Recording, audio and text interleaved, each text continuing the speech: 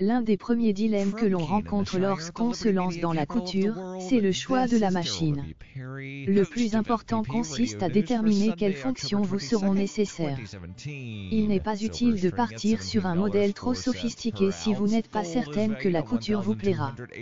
Mais gardez également à l'esprit qu'une machine bon marché ne sera pas toujours une bonne affaire. L'idéal, c'est à la fois une machine simple d'utilisation et proposant suffisamment de possibilités pour vous permettre de progresser.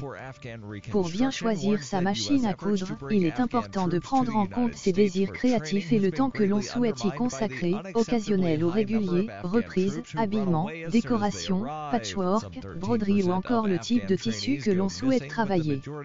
Vos projets vous guideront dans le choix de votre machine à coudre. Quel que soit le budget que l'on souhaite investir ou l'usage que l'on attend de sa machine à coudre, elle doit proposer les points de couture de base, points droits, points zigzag et boutonnières, de préférence automatique en un temps, à défaut en 4 temps. Attention, la mention « boutonnière en 4 temps » signifie que vous devez changer 4 fois vos paramètres de couture afin de coudre les 4 côtés de la boutonnière.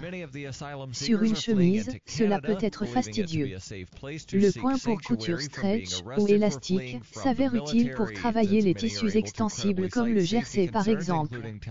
Enfin, le point de surjet, aussi appelé point overlock, permet de réaliser des ourlets de bonne facture, même si un point zigzag serré près du bord peut aussi faire l'affaire. La machine à coudre doit proposer un minimum de pieds presseurs, ou pieds de biche, 4 dans l'idéal, un classique, un pour les fermetures éclairs, un pour les boutonnières et éventuellement un pose-bouton, pour cadrer les boutons. And a forward-thinking approach to new technologies. 800-874-9760 or visit online at rrbi.co. UPI reports a California judge tossed out a $417 million verdict against Johnson & Johnson, the second verdict involving its baby powder that was reversed this week. In a 51-page ruling late Friday, California Superior Court Judge Marin Nelson granted a new trial after finding serious misconduct